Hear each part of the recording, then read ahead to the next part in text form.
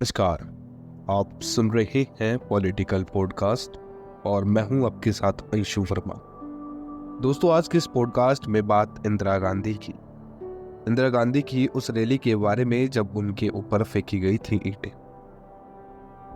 अक्सर कहा जाता है कि पूर्व प्रधानमंत्री स्वर्गीय इंदिरा गांधी ने अपनी नाक की प्लास्टिक सर्जरी कराई थी, लेकिन यह सच्चाई नहीं है। हाँ, ये जरूर हुआ था कि एक जनसभा में इंदिरा पर ईंट फेंकी गई। वो सीधे आकर उनकी नाक पर लगी और खून बहने लगा।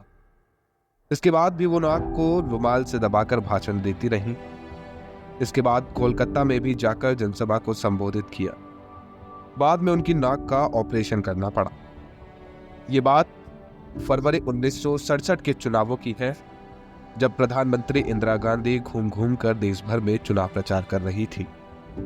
हालांकि उस समय भी देश में ज्यादातर लोगों को भ्रम था कि इंदिरा इतनी सुकोमल है कि देश के प्रधानमंत्री का भार नहीं उठा सकती, लेकिन वो लगातार ऐसी बातों को गलत साबित करती रही।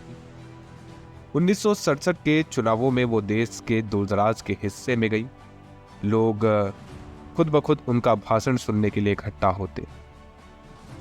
ऐसे ही चुनाव प्रचार के सिलसिले में जब वो ओडिशा की राजधानी भुवनेश्वर गई, तो वहां भीड़ में कुछ उपद्रवियों ने उनके ऊपर हमला कर दिया। वो बोल ही रही थी कि इतने में उनके ऊपर पथराव शुरू कर दिया।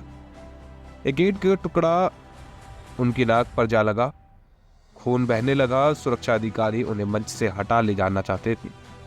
स्थायी कांग्रेस कार्यकर्ता अनुरोध कर रहे थे कि वो मंच से पीछे हिस्से में जाकर बैठ जाएं, मगर इंदिरा ने किसी की नहीं सुनी। वो खून से डूबी नाक को रुमाल से दबाए निडरता से भीड़ के सामने खड़ी रही।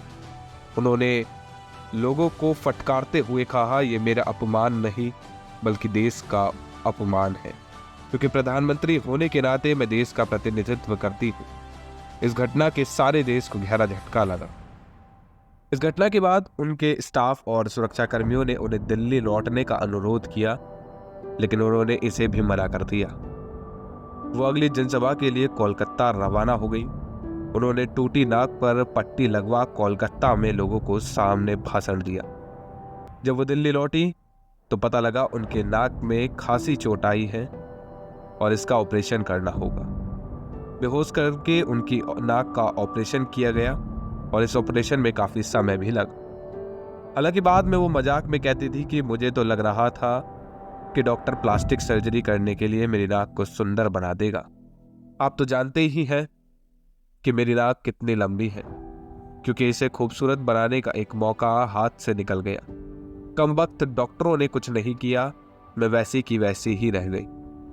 इंदिरा की बुआ कृष्णा हटी सिंह की किताब इंदु से प्रधानमंत्री में लिखा है कि इस घटना के सारे देश को गहरा झटका लगा। सब दलों के सार्वजनिक रूप से सही इस घटना की निंदा करनी पड़ी। ओडिशा के भुवनेश्वर में जो कुछ हुआ, उससे पहले इंदिरा को जयपुर की एक विशाल सभा में भी ऐसी ही स्थितियों का सामना करना पड़ा था। कृष्णा हटी सिंह की किताब कहती है कि जब वो जयपुर में भाषण कर रही थी, तब एक कोने से जनसंघ के समर्थकों का एक छोटा सा दल शोर मचाने लगा। गोवध को बंद करने के नारे लगाने लगे। वो लगातार सभा में व्यवधान करते रहे। ये बढ़ता जा रहा था। तब इंदिरा ने मंच में शोर मचाने वाले को चुनौती दी, मैं इस तरह की हरकतों को दबाने और डरने वाली नहीं हूं। मुझे मालूम है कि इन बेहूदगियों के पीछे किन लोगों का हाथ है। लोगों को अपनी बात कैसे सुनानी चाहिए, ये मैं खूब जानती हूं। आज मुझे असलियत बतानी होगी। इन नारों से वो अपने लोग अपने पीछे इतिहास को नहीं बदल सकते। उन्होंने शोर मचाने वालों को चुनौती दी, और जब देश पर विदेशियों की हुकूमत थी, उस समय जनसंघ के समर्थक क्या रहे थे, कहां थे वो लोग? वो 1 घंटे का धारा प्रवाह बोलती रही। 1967 में उपचुनावों में इंदिरा गांधी के सामने दोहरी चुनौती थी। एक तो उन्हें यह साबित करना था कि वो अपने बल पर पार्टी को जिता सकती हैं, और दूसरा कांग्रेस के पुराने दिग्गज नेताओं के सिंडिकेट से भी उन्हें छुटकारा पाना था। उस चुनाव में सिंडिकेट हारा। ज्यादातर पुराने नेता चुनाव हार गए। इंदिरा गांधी रायबरेली से भारी बहुमत से विजय रही। यद्यपि कांग्रेस ने 1967 में जीत हासिल करके सरकार बनाई, लेकिन उसकी सीटों की संख्या में काफी कमी आ रही थी। स्वतंत्र भारत में पहली बार कांग्रेस के आधिपत्य को गंभीर चुनौती मिली थी। तब कांग्रेस 283 सीटों के मामूली बहुमत के साथ ही सदन में जीत कर पहुंची थी। तो दोस्तों, ये था पॉडकास्ट इंदिरा गांधी से जुड़ा, किस तरीके से उन्होंने अपनी बहादुरी को पूरे देश के सामने रखा।